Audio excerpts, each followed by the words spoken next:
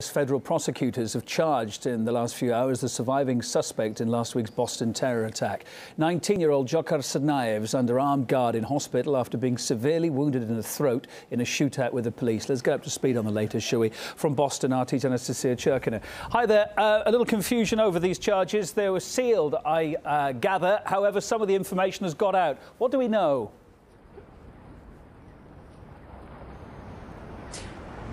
Kevin, certainly more information about the official charges brought against 19-year-old Dzhokhar Tsarnaev have now surfaced. What we do know is the official complaint against him includes charges of the use of weapons of mass destruction, as well as malicious destruction of property resulting in death. And of course, these are charges that under federal U.S. law would call for a death penalty. We do know that in the state of Massachusetts, where these crimes were committed, there is no death penalty, but it does exist in the federal criminal system, as well as in 32 other states in the U.S. And this is certainly now what Dzhokhar Tsarnaev seems to be facing. Now, it's important to note that we are hearing that he's in fact conscious now. He did awaken last night on Sunday night and was able to answer brief, basic questions from the FBI sporadically in writing. This has been the case for now. He remains in his hospital bed. He is alert and responding to these charges, according to what we are hearing. Now, there has been some kind of confusion and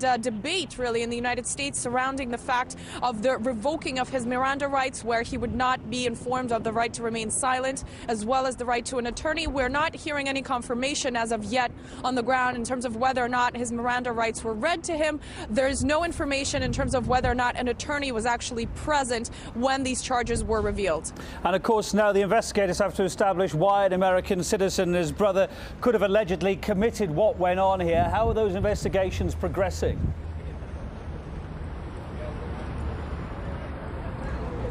Well, Kevin, the investigation is certainly now going to get into its most intricate stages now that Tsarnaev is finally conscious again, and they're going to be able to ask all of the questions that they have been building up over this last week. We do know that a probable cause hearing has been scheduled for May 30th, but basically what the investigation is now going to have to do is try to trace back their steps, in a sense, because as we know, back in 2011, according to a request from the Russian government, the FBI did in fact look into the identity of the older brother, 26-year-old Tamerlan, to try to establish whether or not he was connected to any sorts of extremist groups on the ground. He was released at that time, and that is certainly a cause for much controversy. People are wondering why it is that this man, who ended up being behind the Boston bombings, was in fact released back in 2011. They're wondering why the FBI didn't keep him on a watch list, at least, to be able to kind of follow his steps that led up